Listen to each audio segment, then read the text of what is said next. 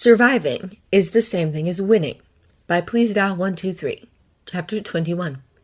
3, 2, 1.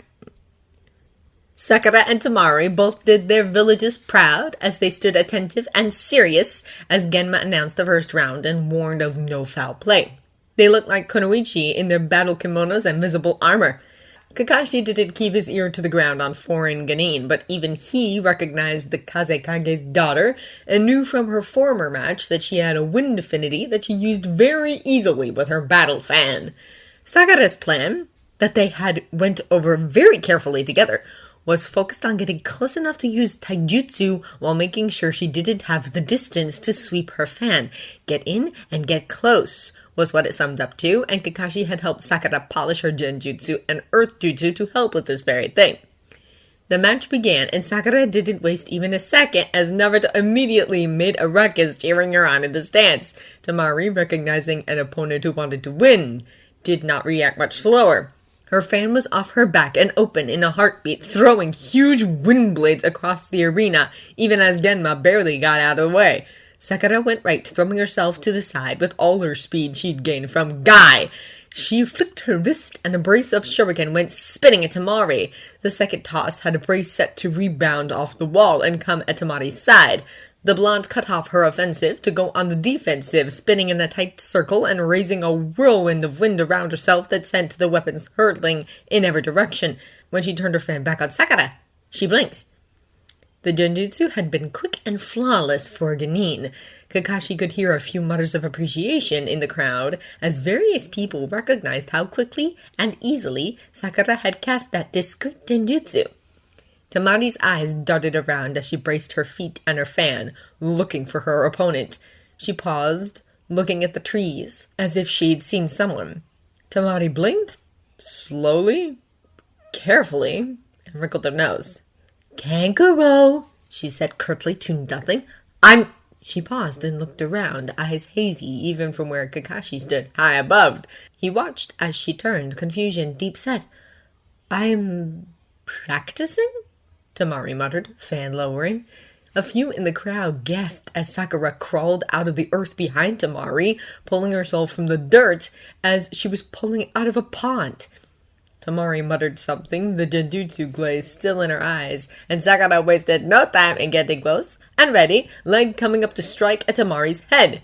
But at the last minute, something tipped Temari off and she ducked, hands snapping together on a kai, breaking Sakura's illusion. Kakashi had money on the girl having sensed something wrong with the wind and air currents around her more than having sensed the Genjutsu. A girl that wind-attuned with a war fan she didn't even need to use jutsu to channel was probably very aware of the air around her at all times. But Sakura had gotten what she wanted. She was up close and personal and barely been giving Temari the room to use that folded fan as a defense. To the cheers of the spectators, Sakura engaged in a flurry of taijutsu that was controlled and smooth and absolutely vicious. Temari was no one-trick pony, and Kakashi knew that sand nin were considered hardy even by the other nin of the world, and always had taijutsu training despite their speciality, so she took the blows with good grace, better than any genin Kakashi could name, and tried to give back just as good, even as Sakura pursued her relentlessly. When Temari managed to retreat even the slightest, out came a smaller Tessen, and a single sharp wind blade was suddenly screaming for Sakura's throat. Under the gasps and cries of the crowd, Sakura exploded into a cloud of cherry blossoms. An expertly used karawimi, perfectly layered under a small genjutsu, and paired with earth manipulation, had Sakura dodging the blow and disappearing under the ground in a blink of an eye. Someone near Kakashi breathed in awe at that simple display of chakra control, especially in a genin. While Temari was spinning around looking for her opponent, Sakura jumped from the earth in her blind spot, and this time her hands weren't empty. Sakura raised her warhammer, a set look on her face, and swung! Temari spun in time to raise a defense to the blow. Her larger war fan came up between them. Tessen dropped in favor of the sturdier fan, but Sakura's warhammer was solid steel and deadly, and the force behind it was not in any way meager, coming from Sakura. There was a loud crack. heard even in the stands as the steel-forged battle fan, a splintering crack appearing even as it warped and folded around the hammer blow. The blow, though slowed, was not stopped by the fan as it broke, and the swing continued its arc. Sakura buried the hammer into the older girl's stomach, and the blonde was down and out before she even landed from the toss it gave her. Kakashi hummed as Genma checked on the blonde. If Temari hadn't gotten her fan up in time, hadn't absorbed the majority of that blow, Sakura would have probably ruptured some organs and broke every bone in the path of the hammerhead. By the mutterings around him, more than a few ninja recognized this as well. He'd have to remind her to watch her rapidly growing strength if she didn't want to accidentally kill her opponents. But as Genma announced the winner, and Naruto went spastic with cheers, Sasuke even smiling down at Sakura, Kakashi caught the gaze on his cute little student's face.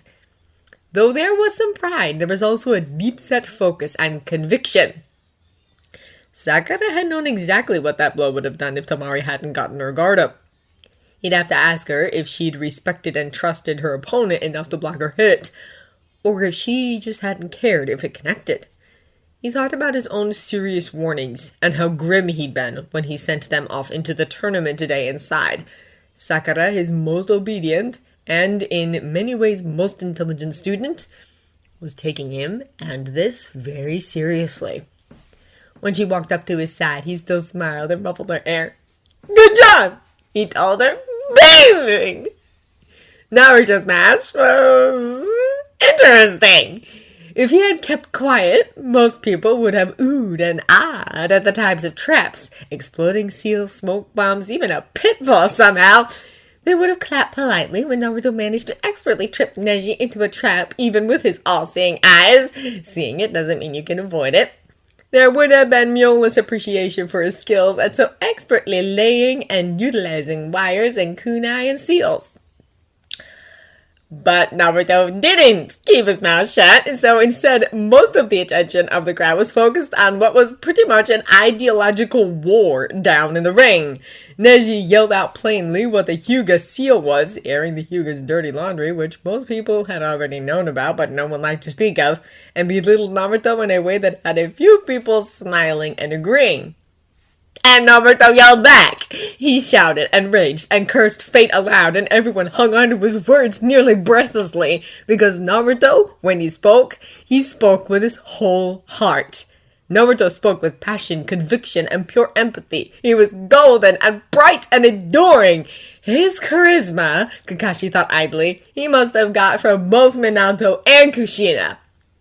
Minato had been Hokage, had been a leader who inspired, but Kushina had been a woman of passion whose closest gazed at her like she was the sun. Even Minato and Naruto was both. Even those who did not believe Naruto's words were still quiet and contemplative, as Naruto followed his speech up by summoning huge twisting dragons of water and fire at nearly the same time in a blazing display. And then used none of this big fancy jutsu or flashy traps, but instead used a simple clown buried under the ground to punch Neji out.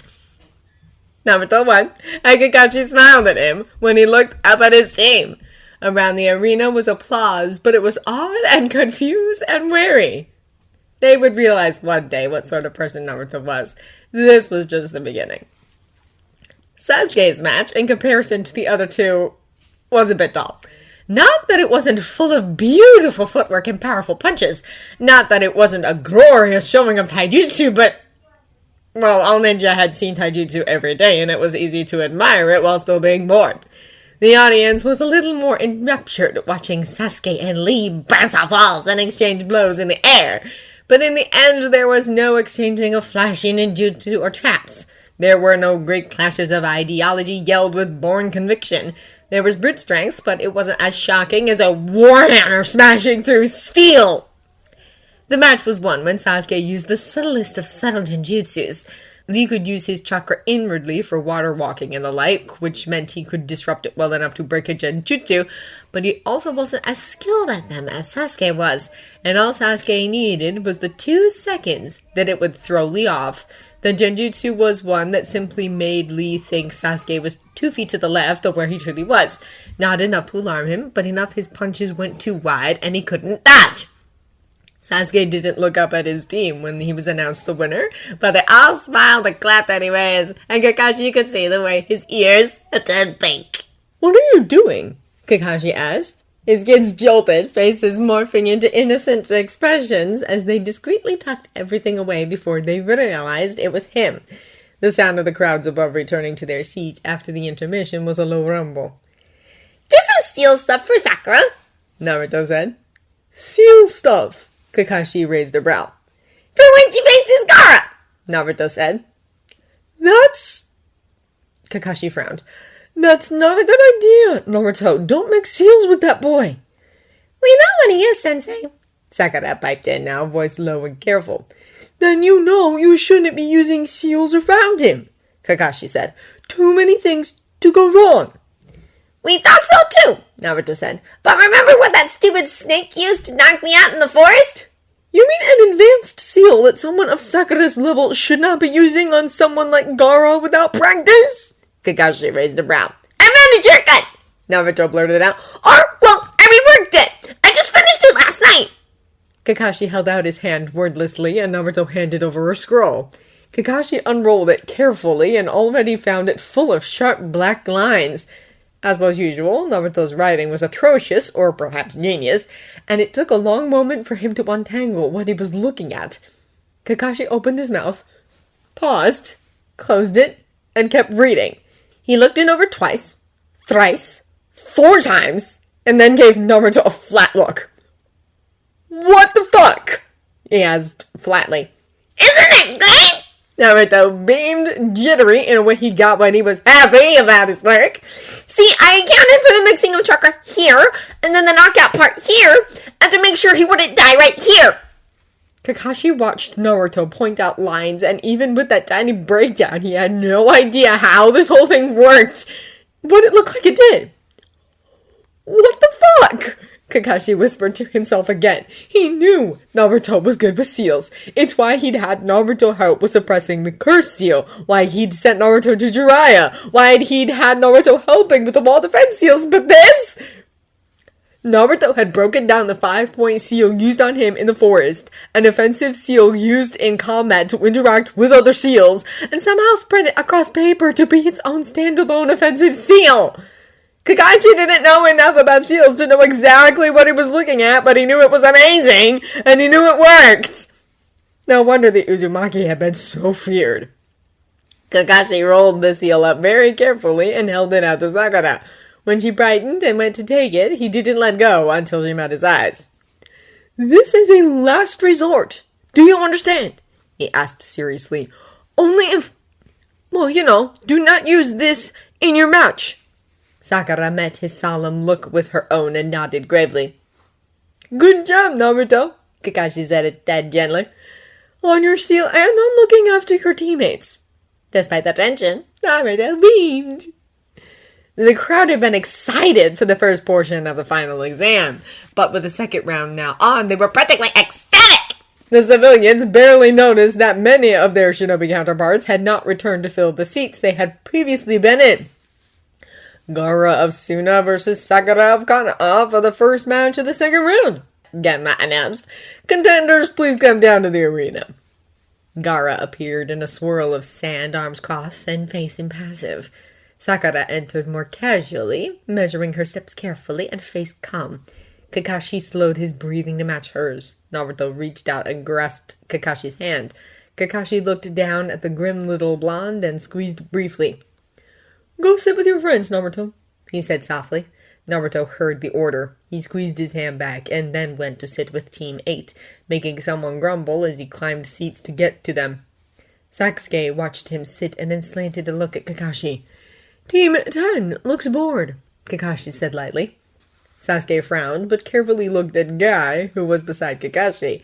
He gave a short nod and obeyed. Guy watched him leave and raised a brow at Kakashi, but Kakashi was already focusing back on the arena where Gaara and Sakura were squaring off, again by retreating as the match began. The first bit of the match seemed to dull the crowd's enthusiasm. Sakura testing Gaara's sand defense with barrages of kunai and shuriken, but otherwise staying enough distance away, she had plenty of time to dodge the spears of sand sent right back at her. Gaara watched her with narrowed eyes, but didn't ramp up the violence yet as he watched her test his defense. An earth clone went at his blind spot, and he obliterated it without looking away from the real Sakura. And then Gaara grew impatient, and the spears of sand turned into arms and waves, and Sakura had to start really moving. They weren't sure if underground was safe for her, if it was only sand or earth he could move, and so Sakura took to leaping about like a grasshopper.